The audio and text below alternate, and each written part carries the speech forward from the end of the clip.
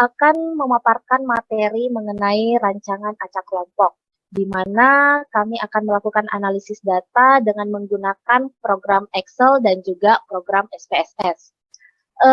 Untuk melaporkan bahwa kami terdiri dari 18 peserta dan materi akan dijelaskan oleh Bapak Kurniawan. Sebelum pemaparan materi, untuk teman-teman dari kelompok 1 silahkan untuk meng-on-kan kamera terlebih dahulu. Oke, terima kasih. 18 peserta telah bergabung. Baik, tanpa berlama-lama lagi, kepada Bapak Kurniawan, kami persilahkan. Baik, terima kasih Ibu Moderator. Baiklah, hari ini kita akan membuat video pengolahan data atau analisis data menggunakan Excel dan SPSS. Terlebih dahulu, di sini saya nanti akan menggunakan pengolahan analisis data menggunakan Excel terlebih dahulu dengan rancangan 4x12 dan 12 perlakuan.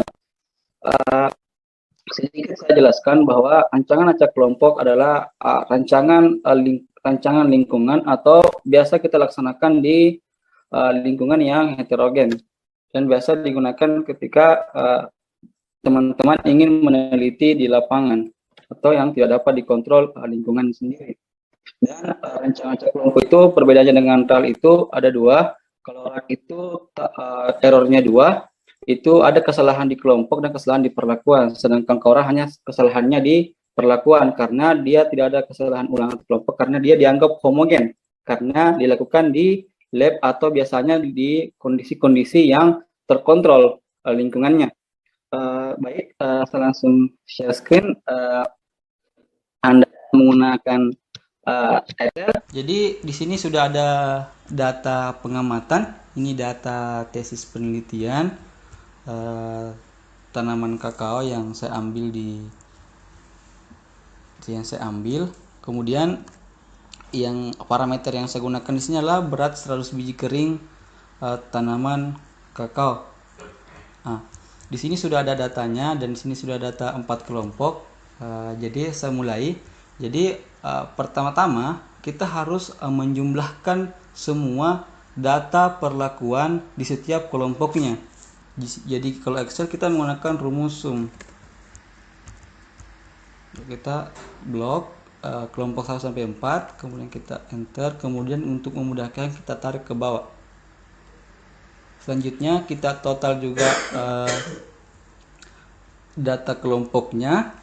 Jadi menggunakan rumus sama tadi sum. Ini, kemudian kita enter, kemudian kita tarik. Oke, jadi karena nanti di akhir kita akan menguji lanjut, jadi kita juga mencari rata-ratanya dengan menggunakan rumus average.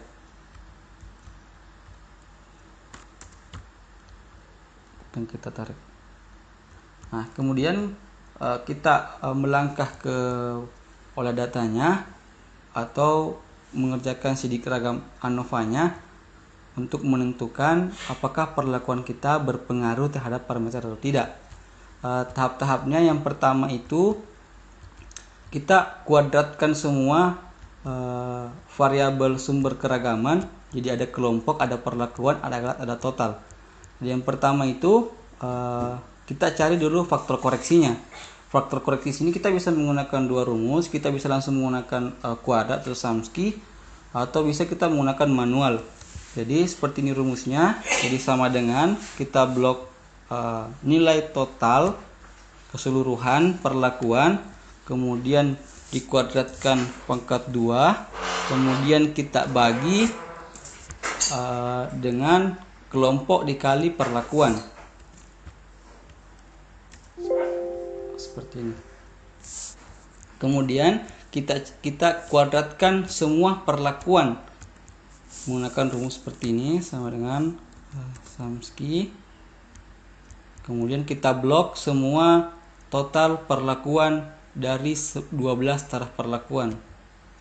Kemudian kita enter, kemudian kita cari juga, kemudian kita kuadratkan juga kelompoknya atau nilai kelompoknya sama rumusnya Samski. Kemudian kita enter. Di sini ada 3, jadi ada juga Samski total untuk mencari nanti nilai galatnya. Nah, jadi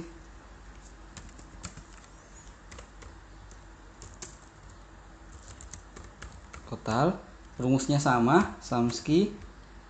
Kita kuadratkan semua, kita blok perlakuan P0 sampai perlakuan 11 dan semua ulangan atau semua kelompok, baru kita enter. Nah, selanjutnya adalah pengisian sumber keragaman atau sidik ragam. Yang pertama itu adalah pengisian DB kelompok, DB perlakuan, DB galat, DB total. Jadi rumus DB itu adalah semua DB itu dikurang 1. Artinya semua variabel kelompok perlakuan itu dikurang 1.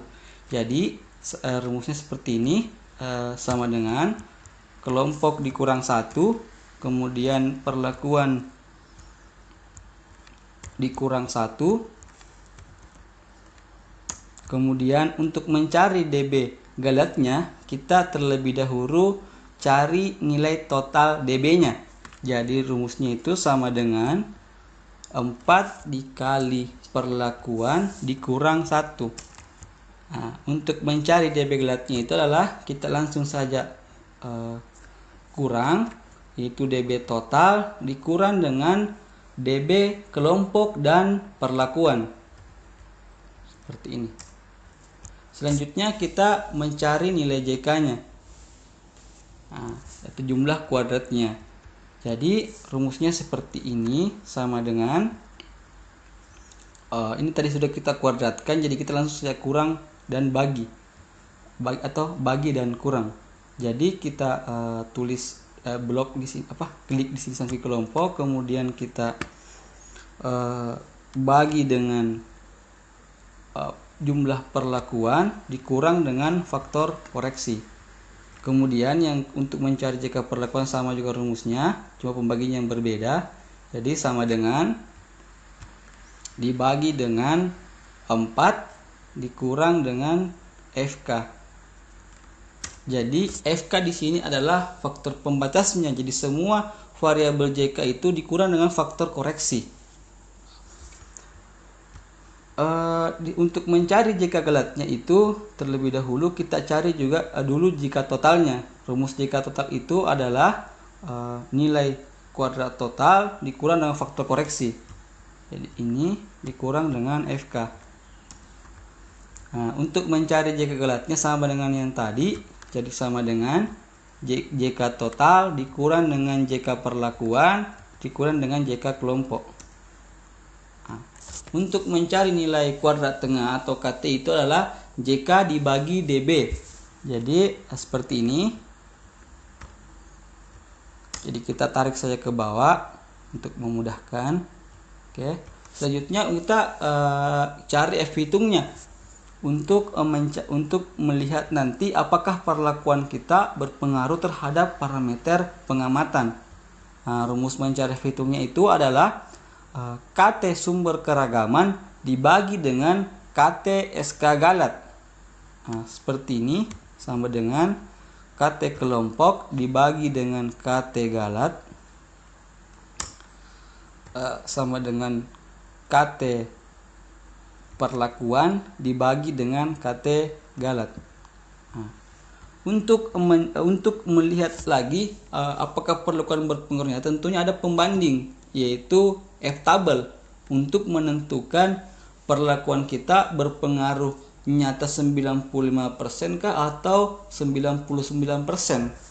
Nah, di sini saya akan menggunakan rumus Excel, tidak menggunakan tabel F tabel, tidak menggunakan lampiran F tabel. Jadi caranya itu adalah kita klik sama dengan, kemudian kita cari F inverse, kemudian kita klik 0,05, kemudian kita koma, kemudian klik DB, kemudian kita klik DB galat. Kemudian selanjutnya untuk 99%-nya atau 0,01 kita klik sama dengan, kemudian F inverse, kemudian kita blok ini, kemudian kita klik ini dan DB Galat. Sama dengan perlakuan juga, sama dengan F inverse 0,05 DB11 dan G3. F inverse 0,01 dan Galat. Nah, di sini kita bisa melihat bahwa perlakuan berpengaruh sangat nyata. Kenapa? Karena F hitung lebih besar dibanding F tabel 0,05 dan F tabel 0,01. Di sini saya sudah menulis keterangan, jadi berpengaruh tidak nyata itu jika F hitung kurang dari F tabel, dan jika perlakuan berpengaruh nyata itu jika F hitung lebih besar dibanding F tabel 0,05 yang ini, dan berpengaruh sangat nyata itu jika F hitung lebih besar dibanding F tabel 0,01. Seperti itu. Selanjutnya kita akan menguji lanjut karena perlakuan ini berpengaruh nyata, artinya ada perbedaan, ada perlakuan yang berbeda signifikan pengaruhnya terhadap parameter tanaman.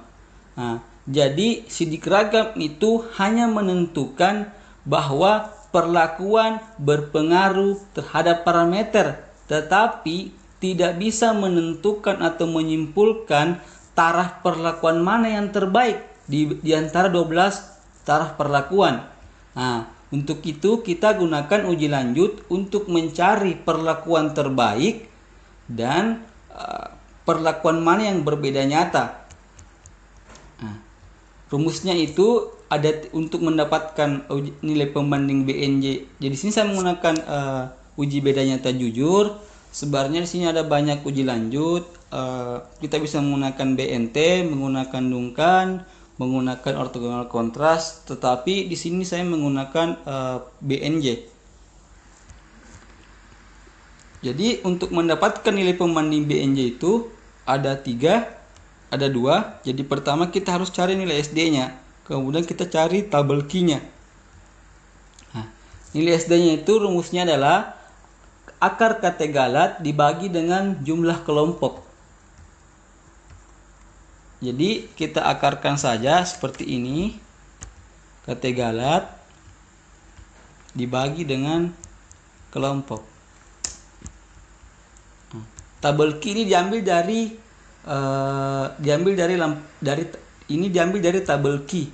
Kebetulan Excel tidak bisa kita cari rumus tabel key-nya, hanya bisa kita cari rumus F tabel dan rumus T tabel atau tabel T yang biasa digunakan di beda nyata terkecil. Nah, setelah kita dapat nilai pembanding BNJ-nya, kita lakukan pengujian, yaitu kita mulai dari jadi kita urutkan dulu data parameter dari tertinggi ke terkecil untuk memudahkan kita menotasi atau menunjukkan perlakuan mana yang terbaik dan perlakuan mana yang berbeda nyata. Nah, caranya itu jadi nilai setiap taraf perlakuan tertinggi itu dikurang sampainya ke taraf terkecil. Jadi misalnya saya kasih contoh di sini, misalnya perlakuan jadi ini perlakuan P11 ya. Ini perlakuan P11 saya sudah urutkan, dan ini P10. Jadi misalnya kita kurang ini dengan perlakuan P10. Nah, di sini hasilnya 7,7. Artinya perlakuan P11 memang tertinggi tapi tidak berbeda nyata dengan perlakuan P10. Kenapa? Karena nilai hasil pengurangan taraf perlakuan itu lebih kecil dibanding nilai pembanding BNJ. Nah, dikatakan berbeda nyata apabila hasil pengurangan lebih besar dibanding nilai pembanding BNJ. Misalnya contohnya seperti ini. Ini kan perlakuan A, ini selanjutnya A, dan ini juga A.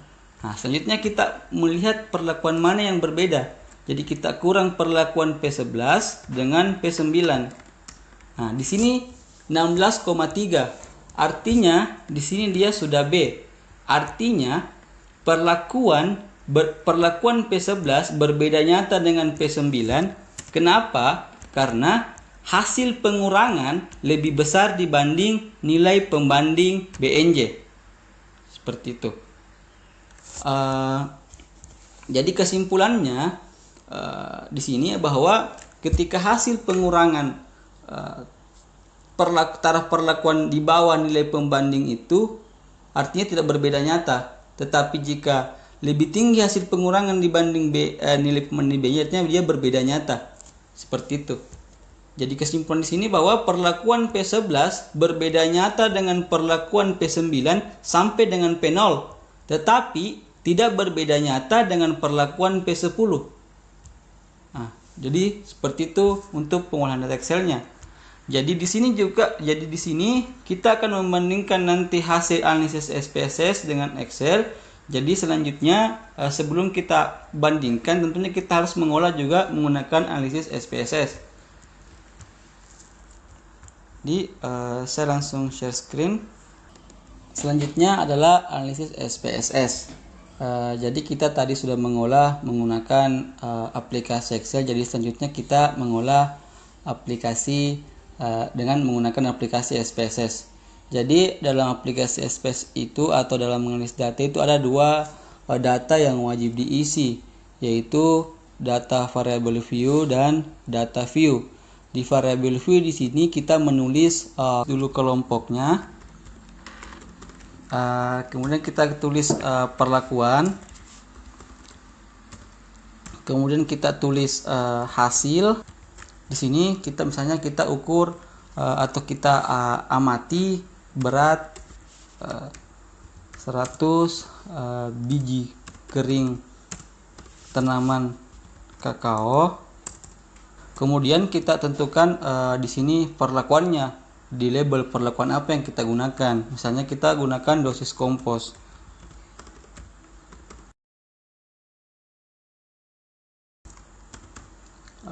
Selanjutnya kita isi sini di value.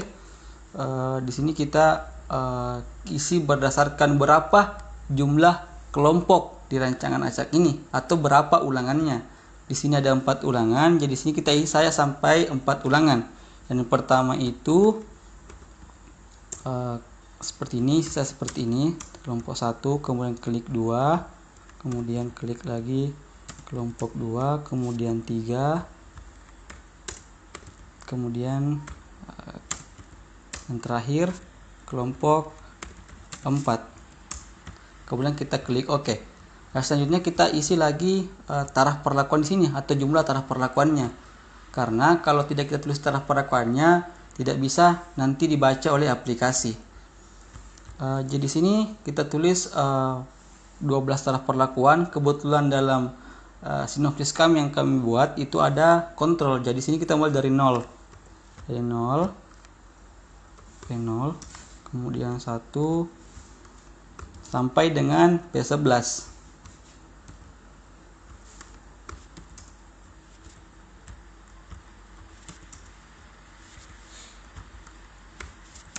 Pasti data yang kita olah itu bukan hanya menggunakan atau penelitian yang kita lakukan itu bukan hanya menggunakan satu sampel, artinya pasti ada rata-ratanya, jadi tidak mungkin bulat. 7 perlakuan 8 perlakuan 9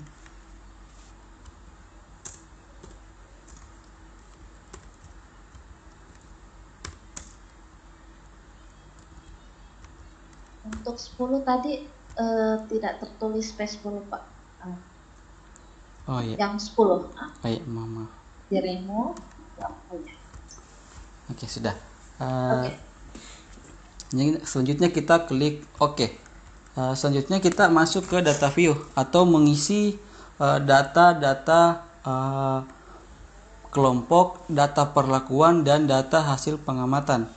Nah, jadi untuk kelompok itu kita tulis secara berurut, tetapi bukan dalam artian bahwa kita menulis misalnya 1, 2, 3, 4, tetapi kita menulis berdasarkan berapa jumlah taraf perlakuannya. Jadi misalnya jika taraf perlakuannya 12, kita ketik di sini 1 sebanyak 12.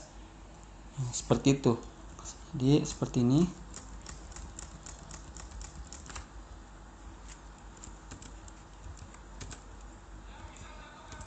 Oke.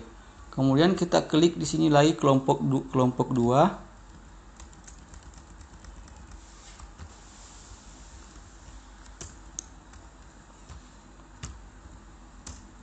Sebanyak 12. Di sini 24. Selanjutnya kita klik lagi kelompok 3.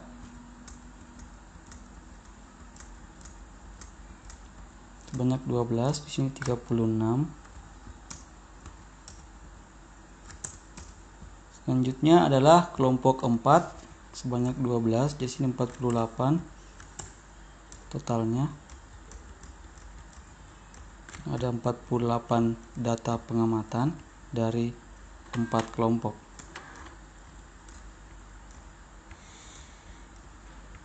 Oke. Selanjutnya kita mengisi perlakuannya.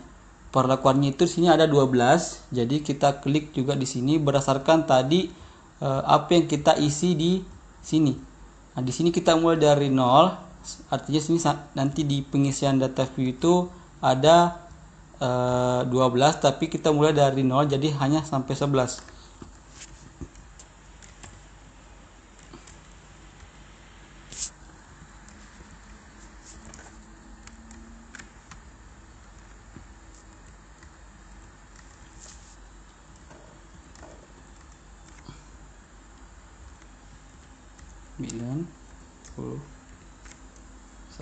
Nah, selanjutnya kita copy saja karena sama jumlah perlakuannya, sama perlakuannya dengan setiap kelompoknya. Jadi kita copy saja untuk kelompok 2. Kita copy lagi untuk kelompok 3. Kita copy lagi untuk kelompok 4. Nah, selanjutnya kita isi data pengamatannya. Jadi kita ambil dari data dari yang diolah di Excel, karena kita akan bandingkan nanti di akhir. Jadi saya ambil dulu di ulangan 1, kelompok 1. Saya langsung copy. Kita copy saja.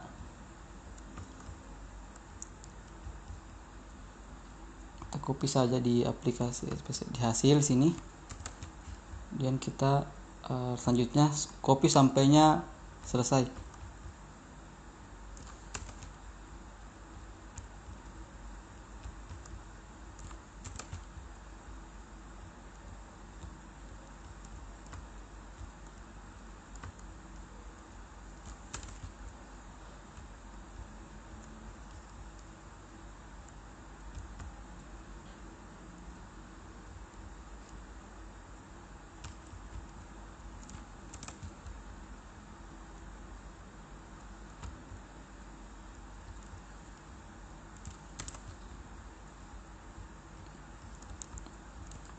Ya, selanjutnya kita langsung masuk ke analyze data untuk mencari hasilnya. Jadi kita klik analyze, kemudian kita masuk di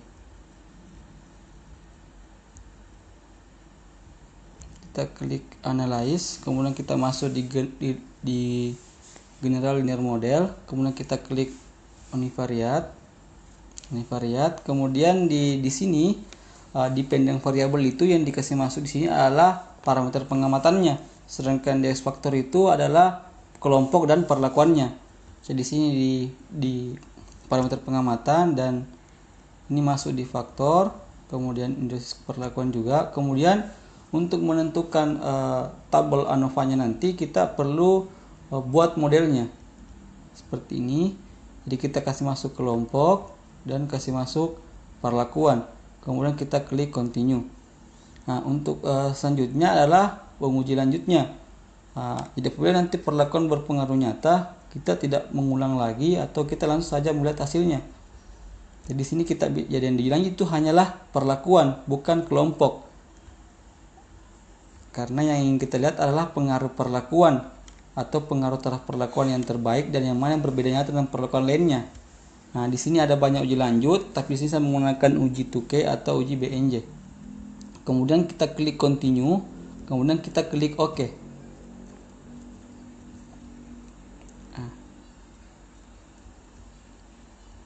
Dan inilah hasil analisis datanya. Nah, hasil analisis data di sini sama tadi dengan kesimpulan menggunakan Excel. Jadi perlakuan berpengaruh nyata, perlakuan berpengaruh sangat nyata. Kenapa? Karena untuk menarik kesimpulan dengan menggunakan aplikasi SPSS itu ada 3 juga, sama dengan Excel. Jadi yang pertama itu, jika SIG di atas 0,05 artinya berpengaruh tidak nyata terhadap parameter.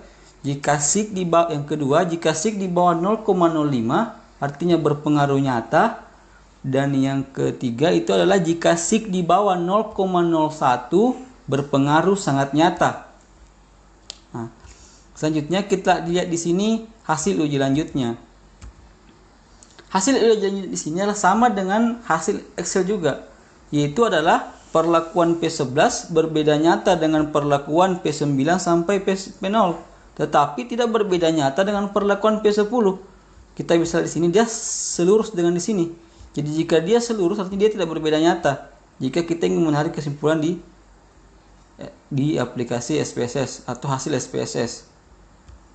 Nah, selanjutnya karena kita ingin membandingkan hasil olah data menggunakan Excel dan SPSS, jadi saya copy ini ANOVA-nya, hasil SPSS saya copy ke Excel untuk membandingkan keduanya.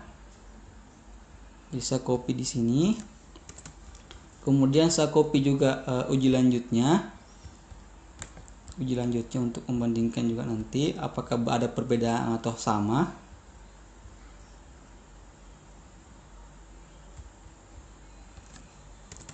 Jadi saya share untuk Excel-nya untuk melihat perbandingannya atau perbedaannya. Apakah sudah jelas, Ibu? Apakah sudah kelihatan Excel-nya? Oke, baik Bu. Nah, di sini kita akan membandingkannya. Nah, di sini di hasil sidik ragam dengan ANOVA SPSS atau hasil analisis SPSS sama hasilnya dengan menggunakan Excel. Nah, bisa kita lihat pertama adalah kesimpulannya. Kesimpulan di sini bahwa perlakuan itu berpengaruh sangat nyata karena F itu lebih besar dibanding 0,01. Sama dengan kesimpulan di SPSS. Jadi perlakuan itu nilainya adalah 0,000, artinya SIG di bawah 0,01, artinya perlakuan berpengaruh sangat nyata. Nah, selanjutnya kita lihat di sini di F hitungnya. Kita bisa lihat di F hitung kelompok. F hitung kelompok di sini 0,35 dan sama hasilnya dengan F hitung kelompok dengan SPSS, yaitu 0,35. Selanjutnya kesamaan selanjutnya adalah F hitung perlakuan 52,18 sama dengan F hitung atau nilai F SPSS, yaitu 52,18. Nah, kita lihat langsung ke errornya atau galatnya. Nah, bisa kita lihat bahwa JK galatnya di sini adalah 592,08. Kita bisa lihat di sini sama 592,0077. Jika dibulatkan 592,08, artinya sama. Nah, selanjutnya kita masuk ke KT galat atau pembagi untuk mendapatkan F hitung. Nilainya juga sama, yaitu 17,94. Di F hitung di KT SP sama juga 17,94. Nah, artinya dari pengolahan data untuk melihat pengaruh perlakuan terhadap parameter itu tidak ada perbedaan hasil jika menggunakan aplikasi Excel dan SPSS. Jadi tidak ada perbedaan hasilnya. Jadi kita bisa memilih aplikasi mana saja yang kita inginkan karena akan sama hasilnya juga. Yang mana mudah kita kerjakan, yang mana mudah kita lakukan, itu yang kita pakai. Nah, selanjutnya untuk menguji kembali uji lanjutnya lagi kita uji apakah sama juga menggunakan Excel dengan SPSS, apakah sama hasilnya. Nah, di sini kita lihat kesimpulannya bahwa